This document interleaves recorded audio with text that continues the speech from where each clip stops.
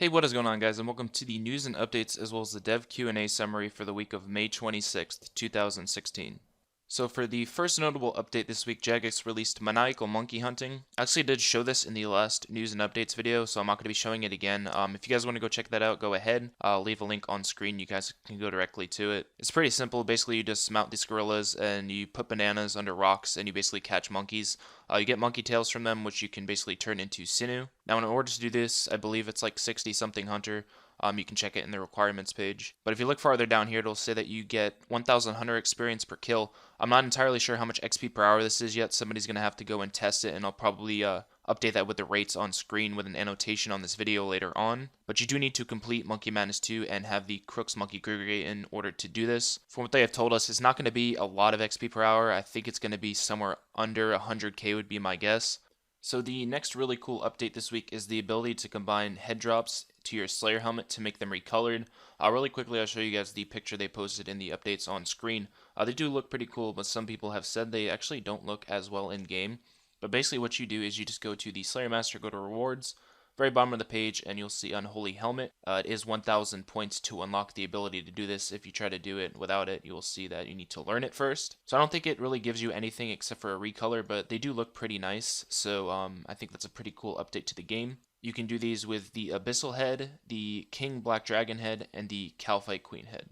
So there were also a few changes to Zaya this week, one being the new house portal. This house portal is located in Corinne, and you can change your house here if you have 25 construction, and it will cost 8,750 GP. I believe it is also very close to an altar.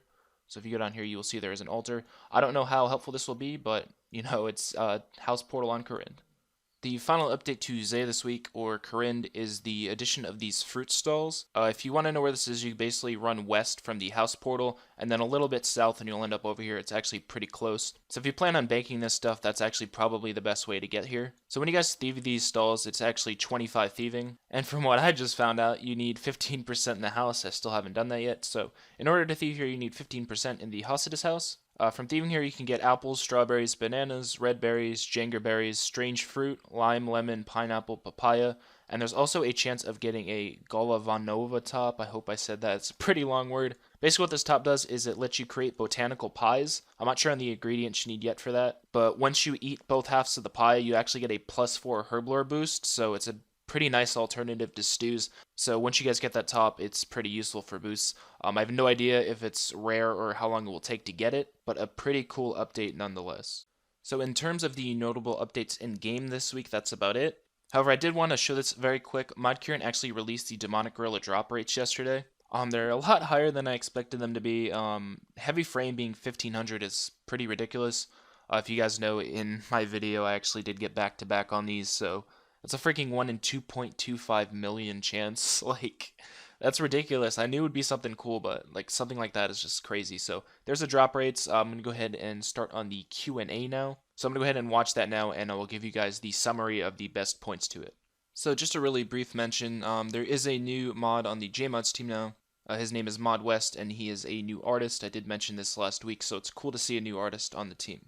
So normally, as you guys know, I go through these Q&As and find the questions I find really interesting. For the most part, I'm going to keep that out this time. I'm going to keep it very simple, just because for the most part, a lot of these might actually not find their way into the game, so there's no point in talking about them until they do, or they have plans to bring them into the game. So this is probably going to be very short, just showing a bunch of the new things coming into game. However, somebody did submit a picture, and you guys will see it on the screen now. It's actually very interesting, and it's asking to change the icons on the magic spellbook, or rather the magic guide. As you see right now, they're very simple. They're just showing the staffs. What this guy is suggesting is that they actually show the spells. Now, it won't change much, but showing the actual pictures in the guide makes a lot of sense, so I'm surprised they didn't do this to begin with.